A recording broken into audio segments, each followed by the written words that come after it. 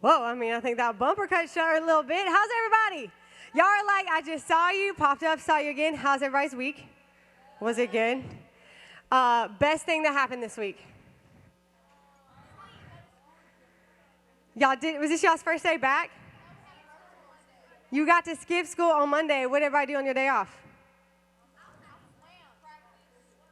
So y'all didn't really have a day off, huh? Okay, well, hey, I want to kick off tonight by kind of jumping back to some things maybe we wanted a couple years ago. So how many of you guys remember what you wanted for Christmas 2 years ago? What was it? Wait, did I hear someone say a Barbie? Okay, girl. If that is what you wanted, what else? Crocs. What about last year? What were some things that you wanted last year?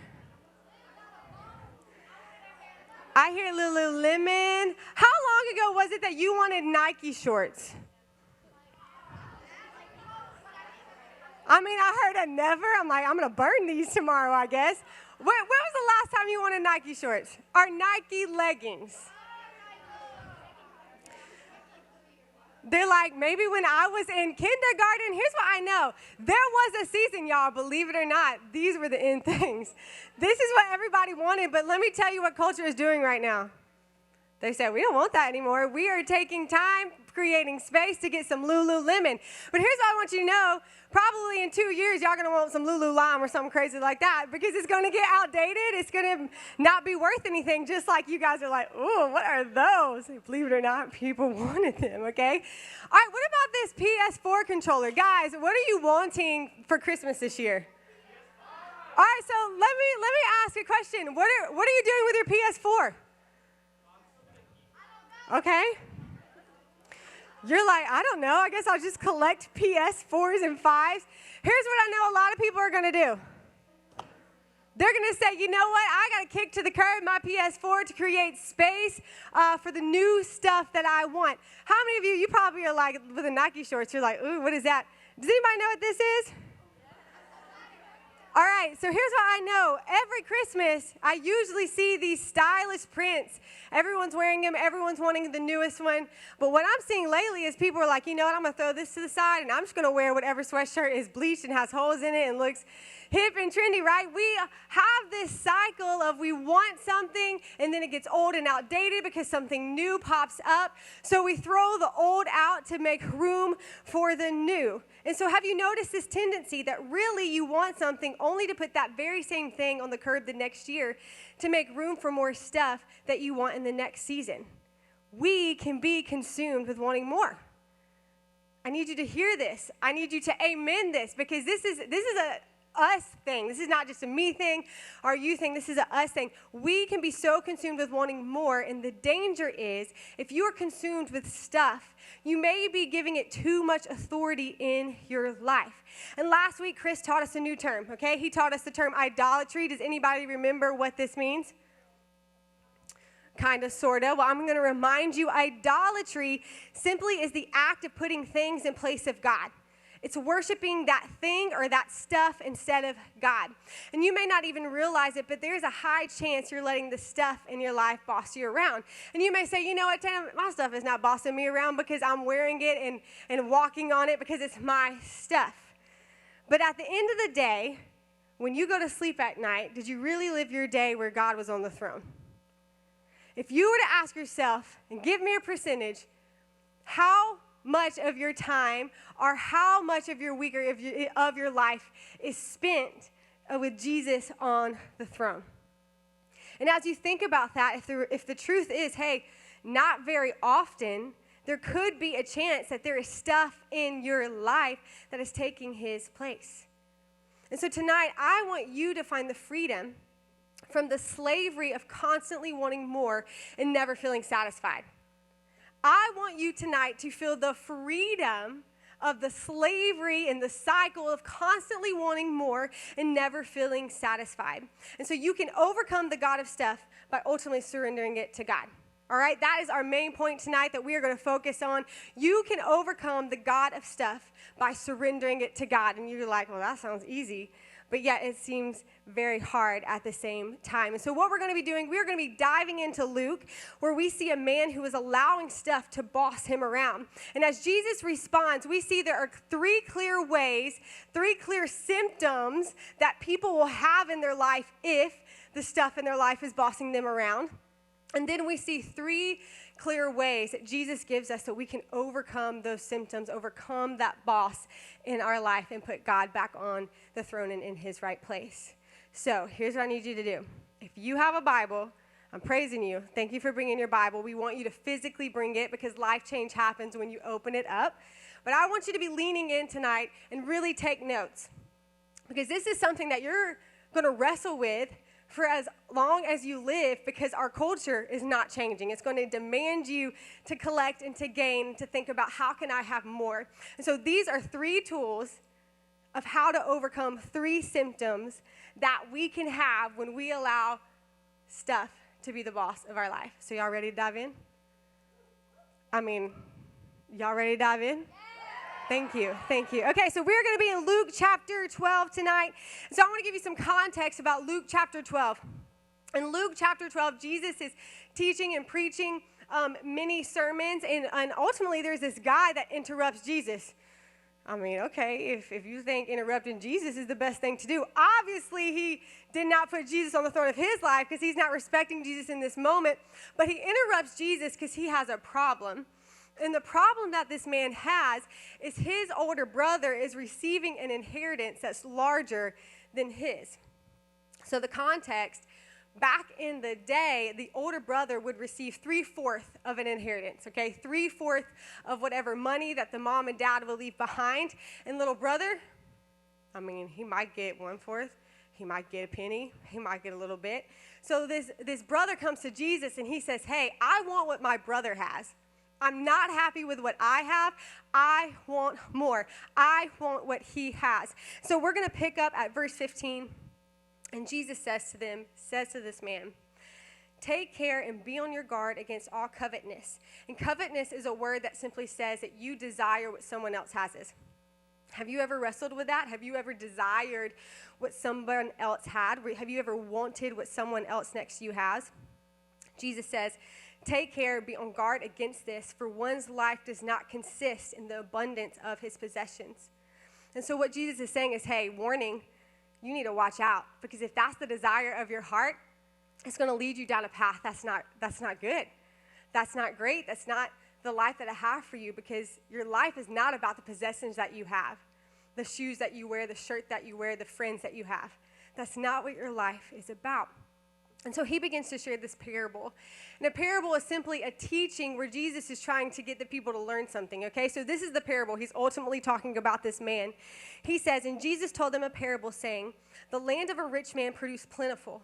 And he thought to himself, what should I do, for I have nowhere to store my crops? So this man, he has a lot of stuff, but he's having the mindset of, man, I still don't have enough. I need more. I need something here on earth to bring security so I can store my crops. And he said, I will do this because I will tear down my barns and I will build larger ones. And there I will store all my grains and my goods. And I will say to my soul, soul, you have ample goods laid up for many years. You can relax, you can eat, you can drink, you can be merry. How many of you guys have felt if you just had all of this, or if you had X, Y, and Z, if you had this much money, if you had a house this big, that you'd be good for the rest of your life?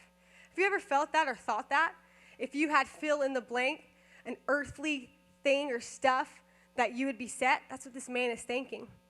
But Jesus said, God said to him, fool, this night your soul is required of you, and the things you have prepared, whose will they be? He's ultimately saying, hey, when the end of your day, when the end of your life happens on earth, what are you going to do with all the things that you built up here?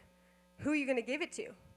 And then he says, so is the one who lays up treasure for himself and is not rich toward God. And so based off of this man's heart, I want you to see three symptoms. We're going to do a heart check tonight before we give the solutions to overcome it. So I want you to really lean in here, okay? Because I want you to ask yourself, can I relate to any of these? Are any of these things happening in my heart? And so the first way you know that stuff is the boss of your life is if your desire for stuff outweighs your desire for God. What we see is a man who isn't content with what he has. He's not thinking about, man, look what I have. He's thinking about, man, how can I have more? He isn't thankful for what he has. Instead, he's focused on what he doesn't have. Does this sound familiar? I literally woke up last week on my birthday and received a gift, but it wasn't what I wanted. Instead of being grateful and thankful, I allow that to make me sad. And so I'm just like this man too. Sometimes I forget about what I have because I want more. And so if your desire for stuff outweighs your desire for God, then there's a chance that you're allowing stuff to boss you around in your life. If your desire is to have more, you too could be missing the eternal inheritance God wants to give you. And this is where I really want you to lean in, because we can spend our whole life building and gaining things on earth. You could have every Air Force One color there was. You could have every Nike band color logo, whatever those things are. You could have all the Birkenstocks in the world. You could have all the PS5s in the world. You could have tickets to all the best sports teams in the world. But at the end of the day, those things are going to fade away. And you can't take those things with you when you die. But the thing that will never, ever fade and that will last forever is the eternal inheritance. And ultimately, this is a relationship with God. It's his access to his kingdom. And the only way that you're able to access this is if you follow him and you surrender to him daily. I need you to hear this. If you want an eternal inheritance, something that will never fade, then you have to follow after God and surrender to him daily to access it. The inheritance is something that will satisfy you. It will give you authority. It will give you comfort, security, and salvation. It's an inheritance that cannot fade, break, or be stolen. But sometimes we obsess over the opposite. We want the worldly things. And it's not a good idea to make stuff the God or boss of your life, because it's going to fade. You're going to outgrow it. You're going to throw it in the trash, just like we have Nike shorts. You are still like, I don't know what those are. I'm kind of shocked right now. Or the Patagonia jacket, or it's going to be the Kendra Scott necklace at some point. There's going to be like a James Scott necklace that comes out that you're going to want over the Kendra Scott. There's always going to be more, and at the end of the day, it's going to fade, but the eternal inheritance will never fade. And so I want to ask you before we keep going, do you desire stuff more than you desire God? Does your desire for stuff outweigh your desire for God? And you still might not be convinced. You still might be thinking, I'm not showing the symptoms. That stuff is ruling my life. So we're going to keep going. How can you know if your desires for worldly possessions are really there instead of eternal possessions? Well, the second thing is your comfort and security is found in stuff. So you know that you're allowing stuff to boss you around if you find your comfort and security in stuff. I know this is going to get you because it gets me. This man was convinced that if he had enough, he would be set for life. But that's foolish, because if you are constantly wanting more and that stuff becomes outdated, you'll never be satisfied. Or you will use all the stuff you have until it's gone. And so I want to ask really quick, have you ever tried to find peace and comfort in the things that you have? In stuff? I mean, yes. Okay, I want you to think about this. You don't have to answer this out loud. Have you ever thought, if I just have these shoes, I'll be confident? If I just have this shirt, if I have this game, if I have this jersey, then I will be set. I will be confident. Have you ever thought, maybe if I have this friend, then I'll be popular? Or if I have this many friends, then I will be loved? Have you ever ultimately thought, man, if my family just had this, then I would be okay? Because if so, then the desires that you have, if they line up with those, are leading you down a path of anxiety and not a path of peace. Because the world, it cannot provide you true security and peace. The world cannot provide you true security and peace. It will lie to you and it will tell you that it can, but Scripture says that the enemy uses the world to kill, steal, and destroy. So anyone who seeks the world, that's where you're going to end up. Where you thought you were seeking peace, you're going to receive anxiety or frustration or confliction. But your eternal inheritance is what gives you access to true peace and true security. And true security is knowing regardless of what happens on earth, your eternity is set. Real comfort comes from knowing there's a God who will always protect you, love you, fight for you, and provide for you regardless. True security is not going to be found in the stuff that you have. It's only found in a relationship with God and the inheritance that he gives you, which ultimately is the kingdom of God.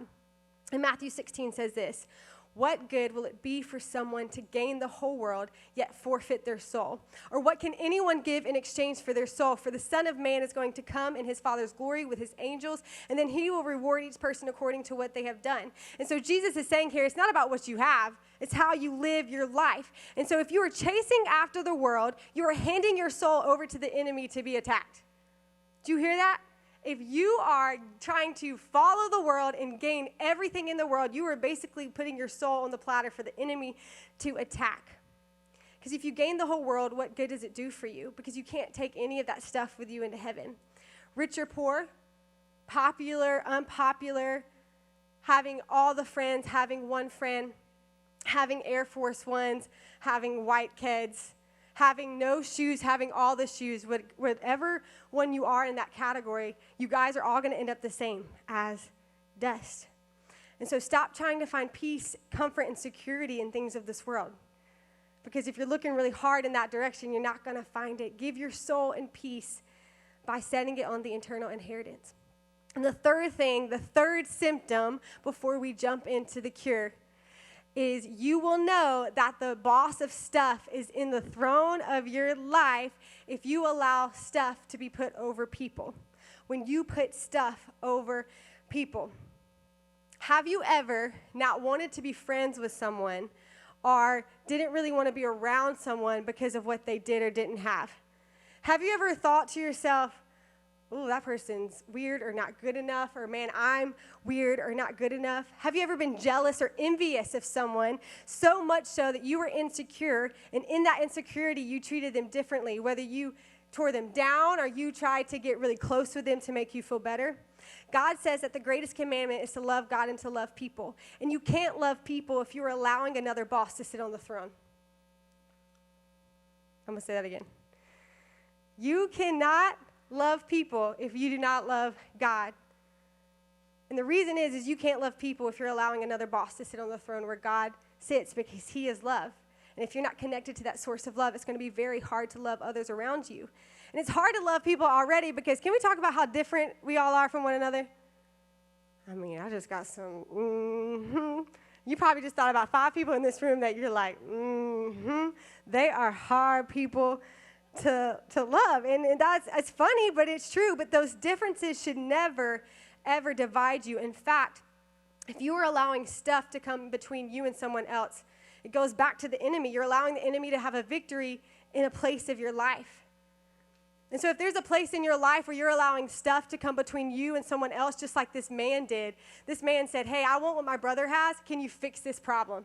Instead of realizing, you know what, God, I'm thankful for what I have. I'm going to love my brother. So if that's you, chances are that you're allowing the boss of stuff to be on the center, on the throne of your life. So real quickly, I want all 3 of them to be back on the screen. How do you check out? Don't say this out loud. Don't call anyone out. Don't point to someone. Don't smirk. I saw some eye drifts. Ask yourself, where's my heart, okay? Your desire for stuff outweighs your desire for God. Do you try to find comfort, security in stuff, or do you put your stuff over people? Here's the thing. If you just struggle with one of those things, there's a place in your life where you're allowing stuff to reign instead of God. And so just real quickly, I want to show you 3 ways that you can overcome this. And what I love about this chapter you're going to read in small group is that Jesus, he ultimately calls out this man, but in a loving way, he responds and gives him ways to overcome those places in his heart. And the first thing we see is Jesus says, seek the kingdom, not the world. Seek the kingdom, not the world. Verses 28 through 31 say, but if God so clothes the grass, which is alive in the field today, and tomorrow it's scorched and thrown in the oven, because we know what summer days in Mississippi are, it's really hot, how much more will he clothe you? You of little faith, do not seek what you are to eat and what you are to drink, nor be worried, for all the nations of the world seek after these things, and your Father knows what you need. Instead, seek his kingdom, and these things will be added to you. What he is saying is stop worrying about what you have and don't have. That's what the world does. That's not what my children do. That's not what people who love me do. I know what you need, and I will provide for you what you need, but I need you to seek me so I can provide those things for you. And so you do this by seeking and setting your mind on something else other than the stuff. Colossians 3, 1 through 2, this is like my life verse because I struggle with anxiety. because I'm always afraid that I'm not going to have what I need. So if you're in here tonight and you struggle with anxiety, this is a good verse for you. Colossians 3:1-2 says, "Since then you have been raised with Christ, set your heart on things above where Christ is seated at the right hand of God. Set your mind on things above, not on earthly things." And so what this verse is saying is to seek the kingdom, you've got to change your perspective. You got to change your perspective from an earthly one to a heavenly one. You've got to stop looking right here, stop listening to the voices out here, and start looking here and listening to that voice and no other voice. Because if you listen to the voice of your friends, chances are they might not be good influences. They could be good influences. Or you could be listening to the world, or you could get on Instagram and play that comparison game. Don't have an earthly perspective, have a heavenly one. And you cannot do this unless you have a relationship with God. And so if you want that eternal inheritance, what I talked about earlier, which ultimately is a relationship with God that gives you access to his kingdom, where you can find full life, where you are satisfied, where you can find identity, where you find true comfort and security, where you can find ultimately authority, power over darkness, over the enemy, where you can ultimately find salvation, that's here. That's the eternal inheritance. You cannot have that if you don't have a relationship with God. And so if you want to change your perspective and you want to receive that, then tonight is your night to say, God, I need you. I don't need this stuff. I'll take my Air Force Ones off right now. I don't need my Air Force Ones. I don't need that Kendra Scott. I don't need that Patagonia. I don't need that PS5. I don't need all the friends in the world. God, I just need you. And when your heart comes to a place to where you recognize all you need is God, your perspective changes. The second thing that God says to the crowd and to this man, he says, if you want to overcome the God of stuff, you've got to give to those around you. This is a hard one. How many of you guys are stingy? Even with food. My husband, if he gets a Chick-fil-A, number one, if I eat one fry, I promise you he goes off on me. How many of you guys are stingy with your food? Okay. How many of you are stingy with maybe some clothes? How many of you cannot stand it when someone walks in your closet and is like, hey, can I borrow these? Can I wear these? All right. Glad that boys struggle with this too. I thought maybe it would only be a girl thing. All right. Being generous is not a natural thing, okay? It is a very hard thing to do. Here's the verse that I want to read for you guys. Back in, guys. Right here, right here. Verse 32 and 33 say this: fear not, little flock. Listen, Jesus is speaking to your heart. He's saying, fear not. Fear not, my children. Fear not, my sheep. For it's your Father's good pleasure to give you the kingdom. Jesus is like, stop seeking the world. I want to give you everything that I have. Stop seeking the kingdom. Sell your possessions and give to the needy. Ooh. Provide yourselves with money bags that do not grow old, but with a treasure in heaven that does not fail, where no thief approaches and no moth destroys. And what he is saying is the best remedy for a selfish and greedy heart is to be a selfless and generous person.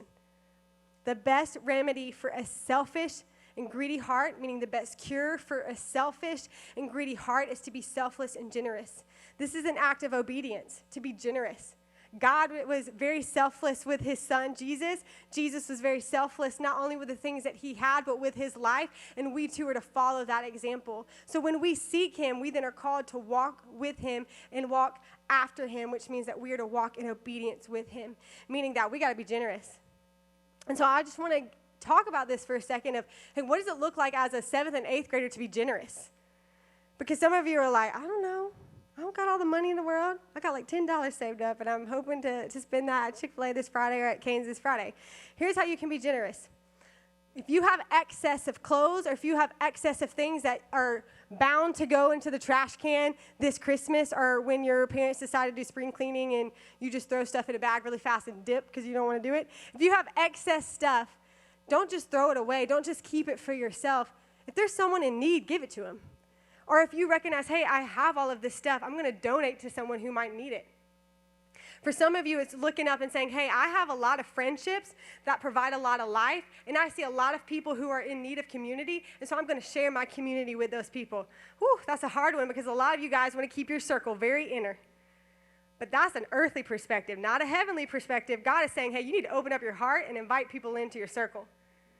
For some of you, it might be sharing the hope that you have in Jesus. There is nothing worse than being stingy about Jesus. And some of you are like, I don't know what it means to be stingy about Jesus. Well, have you shared the gospel with anyone lately? You have a gift that you can literally share with other people. And if you do make more than $10 a week, it's not too early to talk about tithing. You're literally like, I'm walking out. This is a boring conversation about tithing. But ultimately, tithing is giving 10% back to God because what you have is not yours, it's God's. God did not intend you to worship the creation, but to worship the Creator. And so the way that we're able to worship the Creator is to take what we have and to give back. And so it's not a natural thing, but it is a heavenly thing, and it is a God thing to give to those around you. And so last thing, y'all have been really good about leaning in. This is the last thing, and this is an important thing because it's a daily thing. Is if you want to overcome the boss of stuff in your life, you have to surrender your earthly treasures for eternal ones. You have to surrender earthly treasures for eternal treasures. Verse 34 says, where your treasure is, there your heart will be also. So if your desire outweighs your desire for God, that's where your treasure is. You're obsessed, you're consumed with wanting more, you're never satisfied, you're never happy, you feel empty. It's time for you to surrender those things, to seek and set your mind on the heavenly things. And so to surrender, it simply means to raise up your hands and to give up something. To surrender earthly treasures, it's you daily going to God and say, God, I give up my life. Take the sinner. It's you going to God and say, God, I have this problem in my life. I'm giving it to you. It's you going to God and say, I am obsessed with all of this stuff. I just want more of it. It's you going to God daily and saying, I'm not going to let this rule me today. I'm not going to let this desire consume me today. I'm going to put it at your feet while you sit on the throne of my life, and I'm going to worship you. And so surrendering to God is a daily thing, and this is why we struggle as believers, is because we think it's a one-time thing. If God just wanted you to surrender one time, we would never need him. But we have to remind ourselves daily, if I want to walk with God, if I want to seek God, if I want to be obedient to God, I got to wake up every day and to surrender my heart that wants to do the very opposite. And here's the cool thing. When you come to him and you surrender and you give him everything, you know what this posture of your heart does? It gives space for the Lord to then give so then you can receive something greater. And so if you are doing this with everything that you have, you're going to miss out on the blessing of God. Because your heart is hard and you're being very selfish and you're not surrendering. But if you are like this towards God, he's going to take the things that are heavy, that are burdening you, and he's going to, in return, give you life. And so the real treasure is not stuff on earth that will fade, but an eternal inheritance that will never die. Surrender is the real OG, okay? The boss who will satisfy you, give you peace and love, true security and comfort is God. And so real quickly, I think Shop is going to come back up before the band does. I want you to do a real heart check. I want you, 0 distractions. I want you right now, just you, your heart. Where's your heart? Is your heart running after the world and the possessions and the stuff? Or is your heart seeking God and being fully content in him? Because where your heart is where your worship will be. And where you worship is what you set as the boss of your life.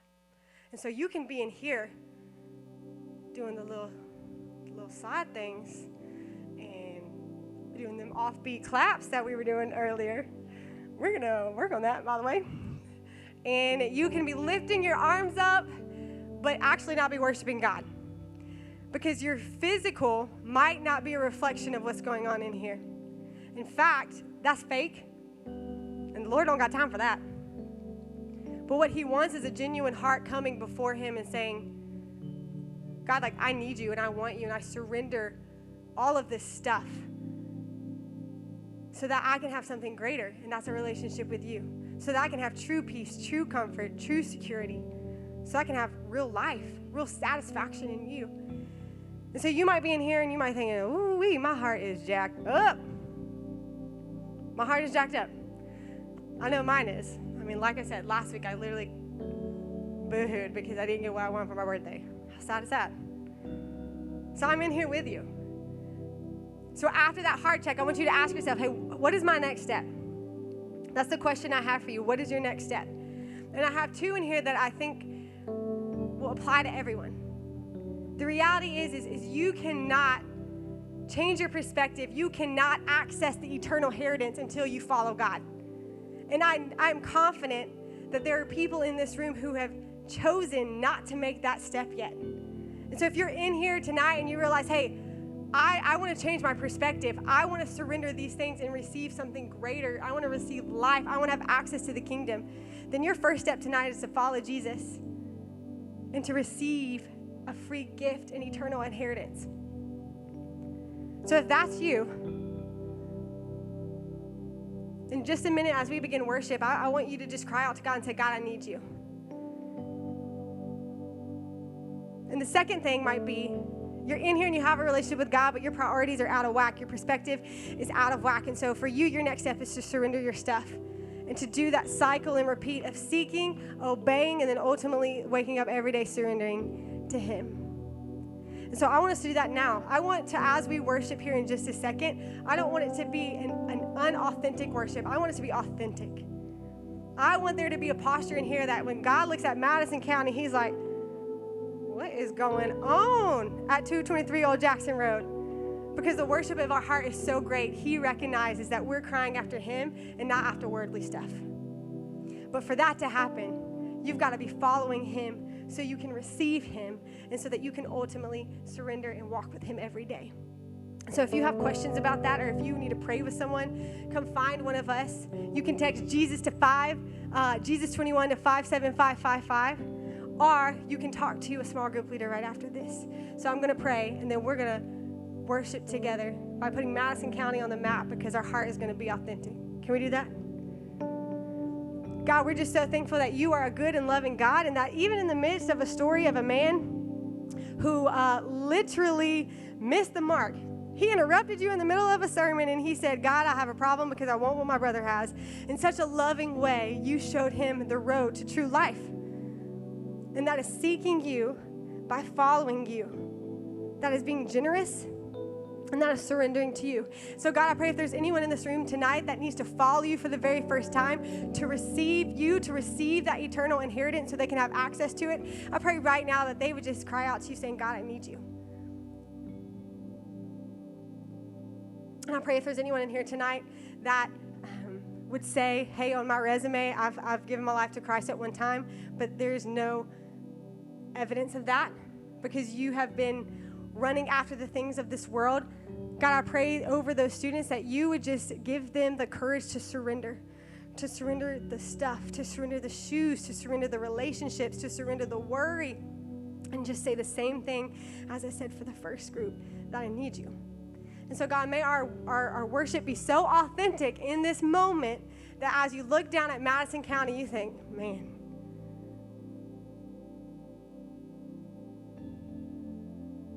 And so, God, I just pray right here as we begin to sing that each student would just authentically surrender to You in such a way, Lord, that they would receive and feel You in a way that they never have before. So, God, I pray against distractions. I pray against the enemy, God, and I pray more than ever that our energy and focus would be towards You. It's in Jesus' name that I pray. Amen.